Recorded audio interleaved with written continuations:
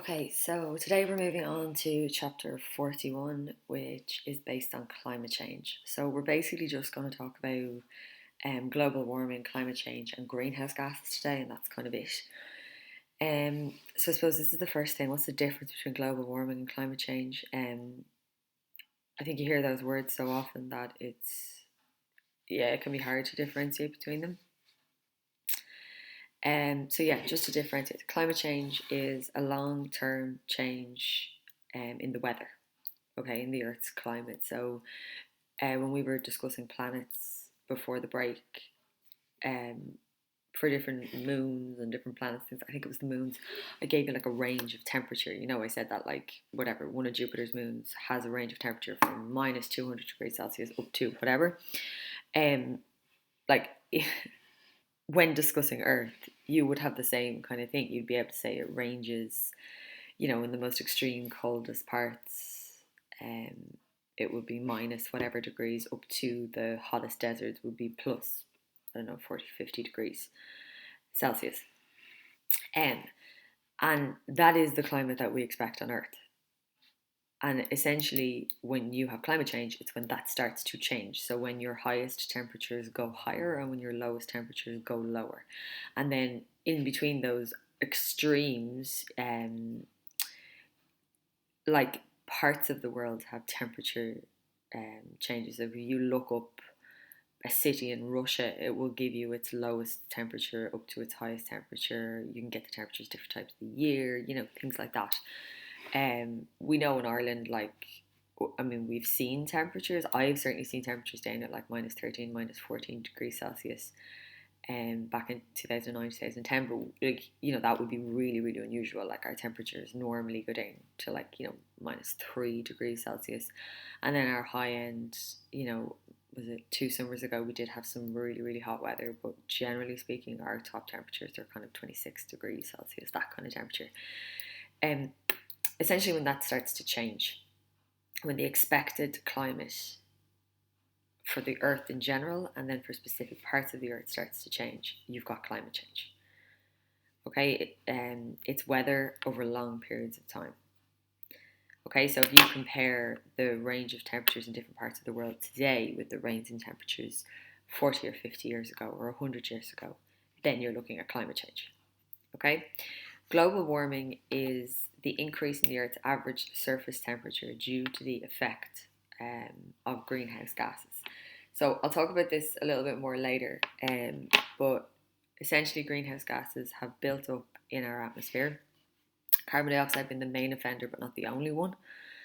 And it essentially is turning the Earth and its kind of surrounding atmosphere into a greenhouse. Okay, so that's why greenhouse. Um, Again, I've been hearing about greenhouse gases since I was in first or second year in school, and I do think you could become a little bit numb to the word greenhouse. But I'm sure at some point in your life you've been in a greenhouse, or even in like if you have a room in your house that's got quite a lot of windows, like a conservatory or an extension with a lot of glass, or you will feel the heat in those rooms. Um, so very briefly, like if we have the Earth here and it's surrounded by our atmosphere, and then it goes out and we've kind of got stratosphere and space all around it. What's happening is, so here on Earth we are burning fossil fuels, as we discussed, and in the burning of fossil fuels carbon dioxide is released.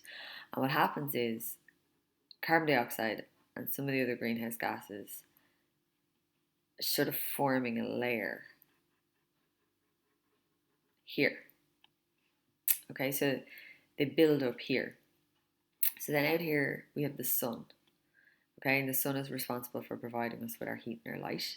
So we'll go red for heat. So the sun sends its heat waves down and they strike the earth, which is what we want. Okay, what happens then is there's reflection. So some of it is absorbed into the earth, obviously, to make sure the earth stays nice and warm, which is what we want, just not too warm. And then what's supposed to happen is that um, the heat is reflected off the earth and it goes back up into space. Okay, so we sort of have a take what you need policy. That's the way it's supposed to be. What's happening is this arrow here is not happening as much as it needs to. So if I just undo that arrow.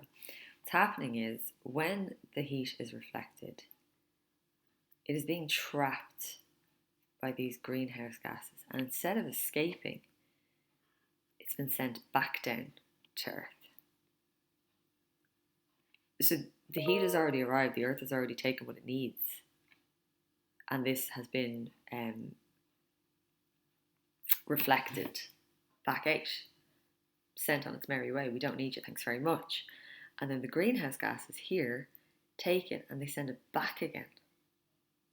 So now, obviously, the Earth is like, oh, well, I'm already pretty hot, so don't need you, thanks very much, sends it back out. But once again, the greenhouse gases trap it, send it back down. Okay, and all the while, there's more heat coming from the sun. So it just compounds this. And this is what is causing the overall climate change. Okay, so global warming or the greenhouse effect is causing the climate to change. Okay, and the numbers are small, and I suppose that can fool people into this false sense of security. You see here, temperatures have risen by approximately 0.8 degrees Celsius over the last 100 years. And it seems so small a number, but our temperatures, they support life on Earth, as in we have learned to adapt to the temperatures in which we live at. You mess around with those temperatures even by small measures, and it really has a huge effect. If you look at like the amount of snow that's melted on Kilimanjaro over the last 10 years, it's massive. If you look at satellite pictures of the ice caps, in winter when they're supposed to be frozen, and then the sheer volume or surface area that they're supposed to have, and look at them, 20 years ago and now, it makes some stark viewing. And Europe is actually warming a bit faster than any other part of the world. We're a bit higher at 1.3 degrees Celsius in the 20th century. So if we were in school, we would do this demonstration to demonstrate global warming. So it's a really nice and really effective demonstration. So carbon dioxide, as I said, is one of the main greenhouse gases. It's not alone, it's just one of the biggest offenders. In this activity, they use effervescent tablets to demonstrate the release of carbon dioxide gas. And the effervescence or the bubbles releases carbon dioxide. Okay, so what we have is we have a bottle over here, which has water in it. We have exact same size bottle over here, and the same volume of water. Okay, so let's get a pen. So same bottles and same volumes of water. Okay, so you've done a good bit of work with your CBAs and things on the scientific method. So it's very important that any scientific experiment is what's called a fair test, and that's kind of leading to that fair test. Okay, so that's what's gone on the bottles. This bottle here, bottle A, is going to get the effervescence tablet. Okay, so this, does it say it? No, this is going to be kind of your greenhouse bottle, your greenhouse effect bottle. Okay, so this is going to demonstrate the Earth as it is now with increased levels of carbon dioxide. And the one over here, it does say it here, is going to be our control. So this is going to represent the Earth with normal amounts of carbon dioxide, so no enhancement. So all of this happened since the Industrial Revolution. Because that's when we started burning fossil fuels on a what's the word I'm looking for? Like a commercial scale. Before that, people, burning a fire in their house kind of thing. We weren't doing it on a grand scale.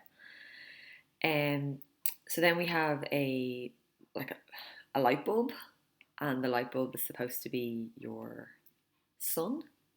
And again, leading to this fair test over here, I'll use inverted commas, sun should be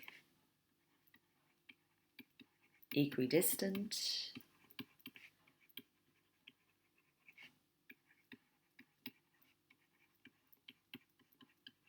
from each bottle. Okay. So yeah, and that's basically it. So you're putting the thermometers in to the water. Have I missed anything? Meter stick, heating lamp? No. Yeah, so you basically have the thermometers in and you give yourself like a 10-15 minute window. And what you will notice, you can see it here in the thermometers, that you get, now I don't know you get that larger difference in temperature, but you should get a large, you should notice the difference that the carbon dioxide one will heat up faster. Okay, because when the light goes in, the presence of carbon dioxide is causing that re-radiation that we talked about up here. Whereas here, any heat that goes in and wants to leave can just leave. There's no carbon dioxide trapped. Okay, so I put up a link there and I'll attach it. I'll put it onto Schoology as well. So these guys do this experiment now. A couple of provisos. It's just to show you kind of what you would do. They're not scientists. They're like environmentalists. They're journalists, I think. So a couple of things like the thermometers are not placed in or near the liquids. They're on the outside of the container, so that's going to cause a few issues. And he also messes with the lights in the middle, so he's kind of varying those conditions. Like they admit themselves they're not scientists. It was more just to give you an idea of what this experiment would look like if you were to do it. Okay, so give that a little watch. And like I said, kind of take it a little bit with a pinch of salt. I think the thermometers are in the wrong place. They need to be in the containers, and they use like an aquarium or something. They would have been much better off with 2 bottles. But anyway, it's just to give you an idea of what you would do if we were in the lab. We would do this. Oh, the other thing is, the easiest way to create the carbon dioxide is just with an effervescence tablet, we loads of them in the lab. So just a tablet that you put in and it fizzes. They do it with a bowl of baking soda and vinegar. Which also, that reaction between baking soda and vinegar also produces carbon dioxide. So they just produce their carbon dioxide in a different way, but that's fine. I don't have an issue with that. That's perfect. We could do that too. So just have a watch of the video just so that you have an idea of how the experiment would have gone if you were doing it in the lab. I think sometimes it's nice to see a hands-on version of it. And I've kind of explained this already up above, but anyway, the greenhouse effect occurs when gases in the Earth's atmosphere prevent some of the heat from escaping. So they've kind of got a nice picture of it here. So here's the sun sending its heat down. And like I said up above, too much of it is being trapped. I mean, it's not like all of the heat that comes from the sun is being trapped in and re-radiated kind of indefinitely. Like some of it is getting out, it's just not enough of it is getting out. And the more carbon dioxide and the more greenhouse gases that we put up into our atmosphere, the thicker that layer becomes. And then what's going to happen is more of it will get re-radiated. Okay, so we want to make that layer as thin as possible. So, the gases trap the heat in the atmosphere and as a result make the Earth much warmer. They're called greenhouse gases. And then I said carbon dioxide is the main offender, but we do have others: methane, nitrous oxide, water vapor. Okay, so that's all I'm going to do today. Just that idea of global warming, climate change, and the greenhouse effect. So please watch the video. If by any chance you have 2 thermometers at home, give it a go. If you do give it a go, will you record it, please, and send it to me? That would be amazing. I was trying to find, I have a thermometer for the kids, but I don't have 2. So yeah, if anybody does happen to have two thermometers in their house, give it a go. It'd be great to see a video of it. And then what I want you to do for your homework, so I'm not going to put up a separate homework assignment. What I want you to do for your homework is to write up this experiment, okay? So I'll send this again, but I've sent it to you before. So this is the structure that I want you to follow. And the title of the experiment, like, you can see it there. What are we doing here? So we're in Earth and Space. The chapter is chapter 41. I'm not sure what page it is, but I'm sure you can find it. I don't think this is the new version of your book, but yeah, it's around 454, so it's like near the end of the book. Anyway, and so on. Okay, so try and answer as many of the questions as you can. You're not really going to have independent, dependent, or control variables. You will have a control. We discussed that. That's the bottle B. Equipment, that's all very clearly labelled there, so that'll be easy.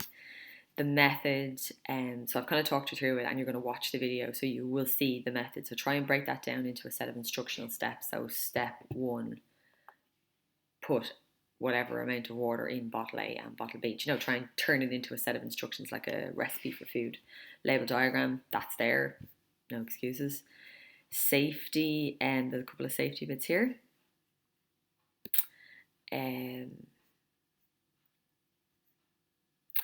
Table of results. So your table of results can be very simple, like bottle A, this is the temperature, bottle B, this is the temperature. So I don't like, unless you actually do it, you can use 18 and 10, or you can use the results that the lads get in the video. But like I said, their results are a little skewed, although I do think this is a little unrealistic as well. But anyway, it doesn't really matter. You haven't done it. There's not a whole lot you can do. No graph or chart.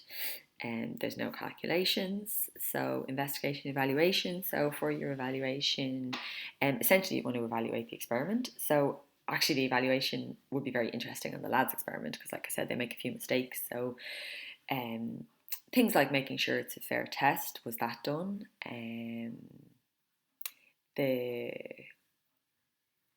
Think like just little things like, was it a fair test? Do you think, were there anything they could have improved to make the experiment better? Are their results good, bad, or indifferent? Do you think they're reliable, etc., etc.? Your conclusion, I suppose, your conclusion needs to be that in the presence of carbon dioxide, you will notice higher temperatures. That's the big thing. References, so you can reference your book and you can reference this link here. And key skills, I don't know if we've ever discussed this in any great detail, but your key skills, let me see if I can find it here, need to come from this document. So these are your JCT key skills. Sorry, this is really bad, but I'll get you a link to them. Actually, that's so bad I can't use it.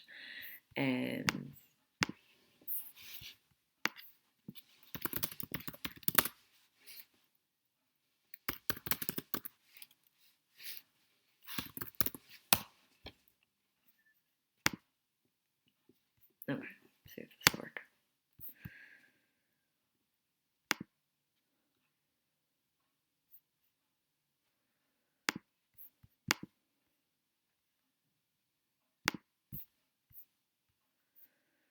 Sorry now, bear with me for a second.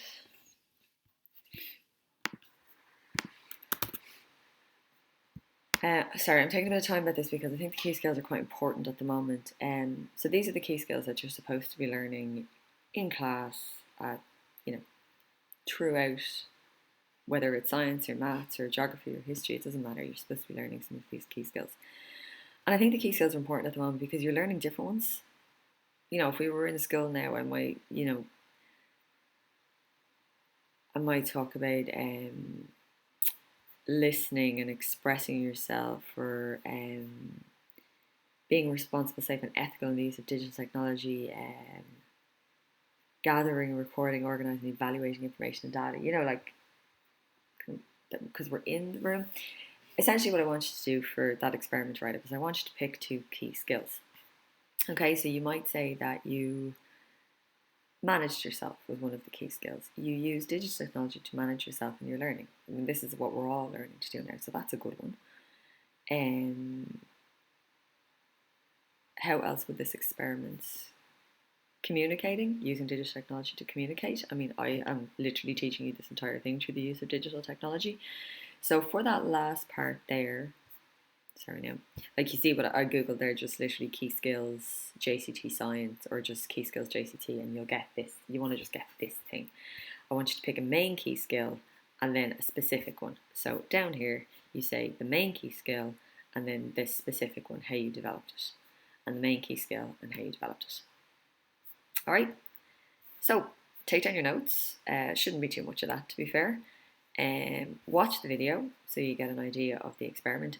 If there's anybody in the class who can do it, please do it, but record it, please, and send it to me. I'll send it to everybody else then, obviously if you're okay with that. And then your homework is just to write up the experiment using this format.